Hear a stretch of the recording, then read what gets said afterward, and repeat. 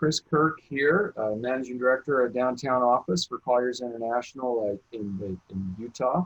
And I'm an office broker. And after almost 25 years of experience, it's interesting to see what we have going on here with this pandemic. And certainly we're all looking at signs of getting back to not normal, but certainly getting back to business.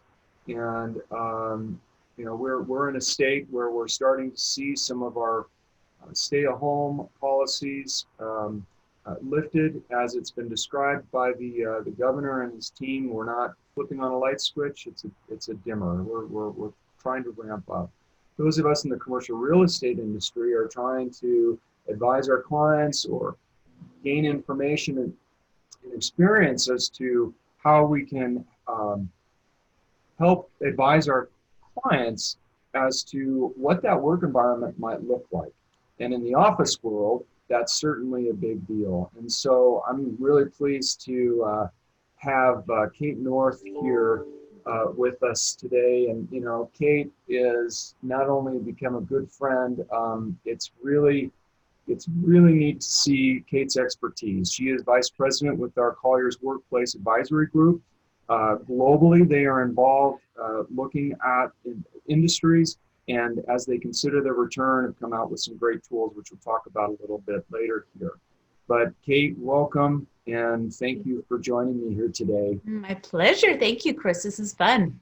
Cool. Well, let's see if we can dive into a couple of questions here that certainly, my clients have been asking a lot of, and in our internal team, as you know, we're bantering this stuff around, and indeed our own Colliers reemergence into the workplace is a hot topic right now. And let me just kick this off with a question. What do you think the return to work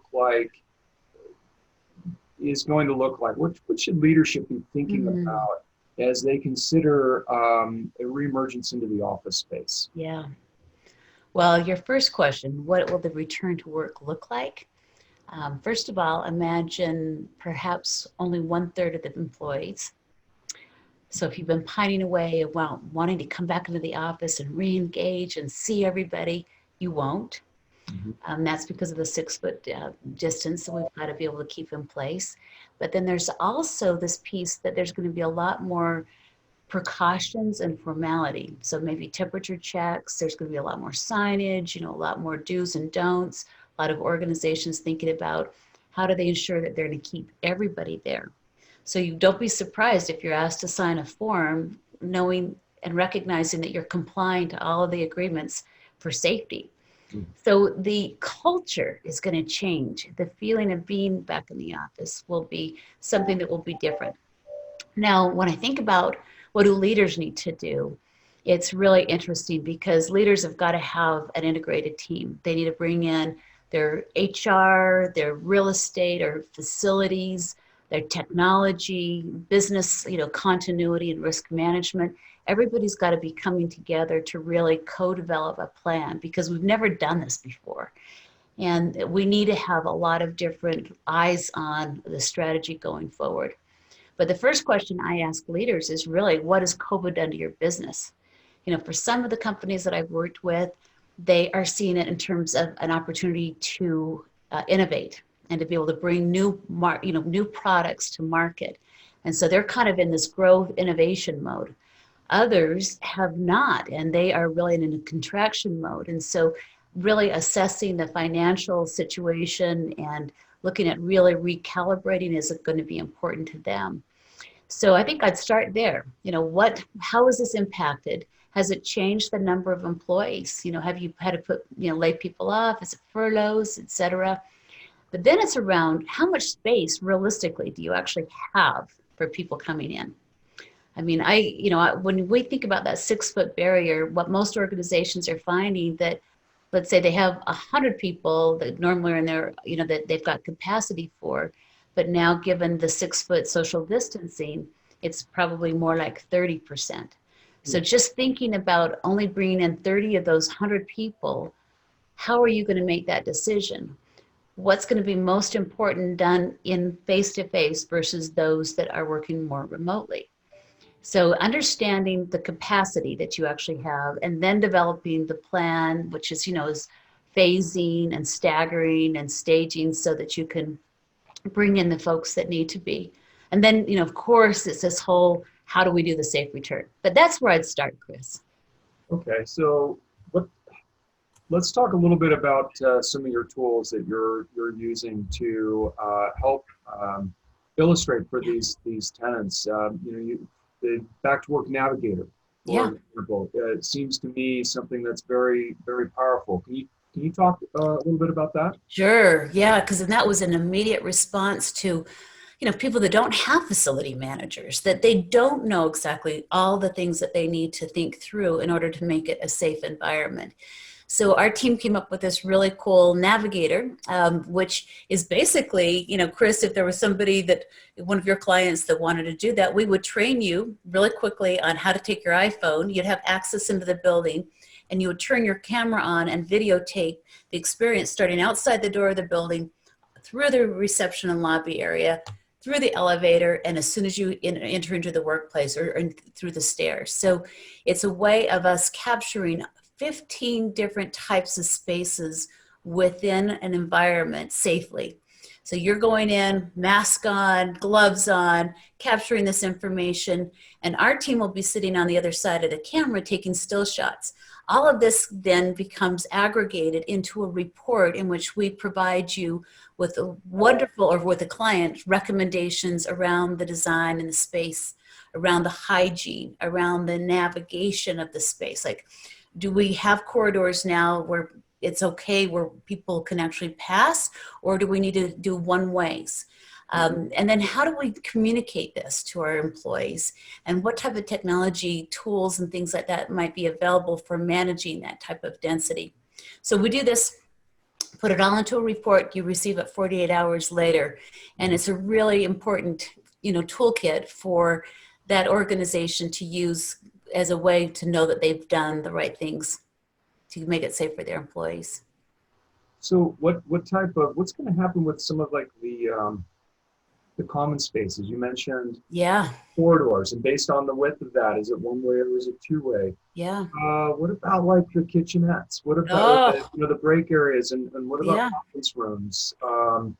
In this first, say, phase of reentry, what do you see happening there? Oh, so getting back to what to experience or what to expect. For many organizations, they're knowing that a room, let's say for 10, a conference room, could probably only accommodate 2 to 3 people, that they're no longer having conference rooms, but they may use those extra spaces for people to do individual work. Some of them are taking out the chairs so that there's no temptations of others coming in. Some of them are just saying it's just going to be too darn tempting. Let's just lock the door. But they will have, part of our recommendation is that they say, maximum occupancy in regards to each of those types of rooms. So that'll change. Even like touching markers, of using marker boards and things like that, those markers need to go away. So our recommendation is that you rethink business practice. So given the fact that you've got a lot of people working from home, why wouldn't you convert all meetings so that all meetings are going to be online? Zoom seems to be working fine and cameras on, still being able to leverage the technology. But your point on kitchens, I mean, that's like honestly the biggest fear, Hmm. because it's going to be, you have to really think about that 6-foot distancing. And there's going to be things like the refrigerators, the microwaves. Many organizations are not going to have coffee available or water, just because it's a risk. Certainly all utensils go to things that can be recycled rather than washed. So that's going to be a very different experience as well. And you're right, corridors, you're going to just need to really ensure that can people safely pass. It's kind of like going to the grocery store. We've all learned how to behave. We know when we go up one aisle and down the other, that same behavior is going to be joining us in the office. Yeah, yeah. Okay, well, makes sense. And then, I guess another question that comes to mind, pre-COVID, we were already addressing a lot of the, what is we, the remote workforce. and the Mhm. stay at home. And I know that you've compiled data that shows maybe support some of that productivity that Mhm. has maintained during these, whether it's lockdown or stay at home Yeah. policies. Um, what do you think that work from home environment looks like now, going forward? Well, we've learned a lot. When we saw this coming down in early March, my global colleagues and I, we built a survey tool that's now been rolled out. I think we've got over 5,000 responses. And it's been fascinating because we've learned a couple of things that, are kind of any region of the world and also in any industry. Some industries are more inclined to more flexible work because they've been doing it before and they have the technology, like tech companies and pharmaceuticals, they're already on board. Um, those that are like in the legal profession or in education where they haven't been accustomed to it, it may be a little bit different. But here's what we learned that was really cool.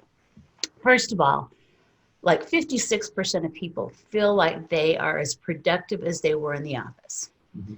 26% of them feel that they are actually even more productive because they can control their environment, especially if they don't have kids, and be able to really focus. The other remaining portion were those that felt that they weren't as productive, and we see a direct correlation to those that have got kids or pets at home or roommates. We see a direct correlation to being able to focus and to concentrate. The age We of also see cool things happening around, business practices. So, teams that had kind of developed a good process of doing stand-up meetings every day, turning the cameras on, getting clear on what their priorities were, they increased their productivity 16%. We've also seen that people's well-being has improved in working from remotely, which has been really interesting. I attribute that probably to, they're reducing their commute. Maybe they can take that time and exercise, and they're closer to the refrigerator, so they've got healthy food. Maybe they're making salads for lunch, who knows? But the overall well-being increased tremendously in regards to that. And we even saw a correlation around, when people think about what they do, it seems like it's focused work, it's collaboration work, and then there's some creativity, some brainstorming. And we saw that the focused work is actually done best at home, but collaboration and socializing are best done in the office. Yeah. But guess where creativity lies? More. Uh, What do you think? well, I've thought about this, and I think that, while Zoom meetings are really great, getting people together, Mm-hmm. there's a serendipity that happens, I think, Yeah. when you've got creativity and you've got people connected, in a space. Mm-hmm. And so I think that's one of those important things that I think happen when you're in an environment. Yeah, exactly. And I think so. We saw it right there in the middle in the sense that you're right.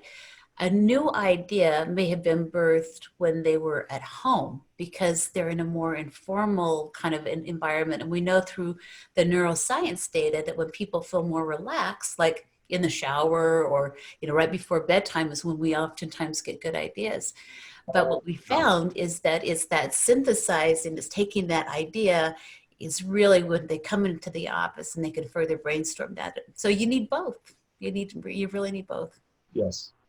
Okay. Well, just me personally, I feel like I'm listening to you and I'm thinking, and I don't know if you can see, maybe I've got these, usually that would be from, ski touring or mountain biking. It's actually from yard work, wearing my Yep. sunglasses in the suntan. But I do find that I have felt more relaxed, Mhm. um, but I've been working very hard Yeah. in my career, and I feel like there's something that's nice about not chasing everything all the time Mhm. and being able to have a tempo Mhm. that promotes creativity Yeah. or just health and well-being. Mhm. And perhaps that's something that as you're describing that, that's what I've been experiencing Yeah. on my own, Mhm. in my own experience. Yeah. So, there's some real powerful stuff here that can help us. Yeah, exactly. And I think to that point is that what we've, from response from the survey and the data, we've we did a webinar on some early findings. Our report will be, later this month, early June, with the whole report. But one of the things that came through is that many organizations don't really understand how well their own employees are doing working from home and what is that experience. And as you know, I'm kind of a data nut. And it's like, how do we create the experience if we don't really know? So we've been actually using that same survey with customers so that they can get an understanding around how well are their employees doing? Do they feel connected? Do they believe that their managers can manage them virtually? In the past, that's been the biggest barrier. That's why programs have failed, is that mid-level managers don't know how to lead teams that they can't see. Well, guess what? With this social experiment, everybody had to figure it out. And they have. I mean, we show 88% felt that their managers were able to manage them remotely, which is really awesome. But you don't have that type of data unless you're collecting it. So, I think that that's another piece, is that, polled surveys are good, focus groups can be good, but, make sure you understand how people are doing. We found that some people that were living alone didn't have the kids, they didn't have the disruptions, but they also feel isolated. Right. So you've got to think about, this holistically. Yeah. All right. Well, I mean, I can totally appreciate that. And I think, what you're talking about is really the science behind this. And that's really, really important. So, crystal ball a little bit. What do you think sort of this looks like long term? Yeah, that's the big question. And when is it? Is it 12 months? Is it 2 years? When do we really get to shed that 6-foot distance? Because that's what will change in the work environment. Right now, for most organizations, they're having fewer people in the office because of that 6 foot. They don't have the capacity. They've got getting back to that 30 to 40% capacity, but they need more space. So as we think about what will be the purpose of place, let's say after we've had the vaccination and we all feel comfortable, we want to come back to the office full throttle. What does that look like?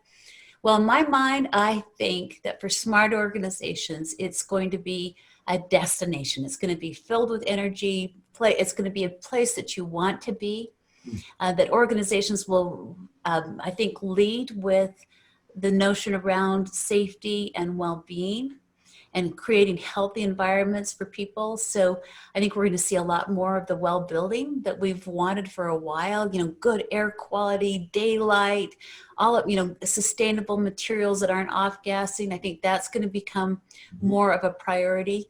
And I believe that if people get more accustomed to working from home and doing focused work, that the real purpose of the space will be to be together.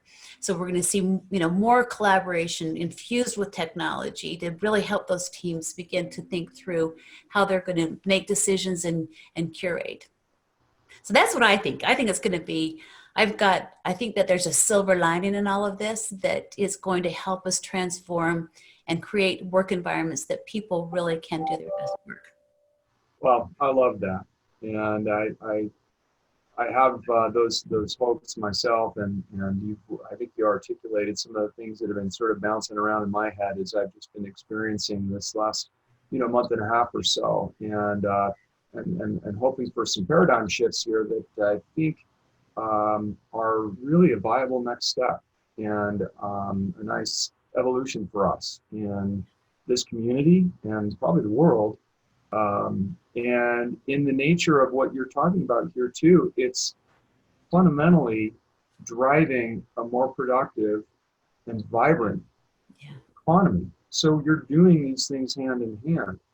Wow, so I don't know. This is worth a little bit more discussion. I hope you might do this again with me. I'd love to, anytime. In fact, I think as I send this out there, might invite some questions. And if anybody that's that's views this has some questions, maybe we could incorporate those into version 2.0 here as a follow-up. That's a great idea. I'd love that. Well, appreciate very much what you do. And Oh, my yeah, pleasure, Chris. It's great working with you. you as well. Thank you. All right. Be safe. You too. Bye. Bye-bye.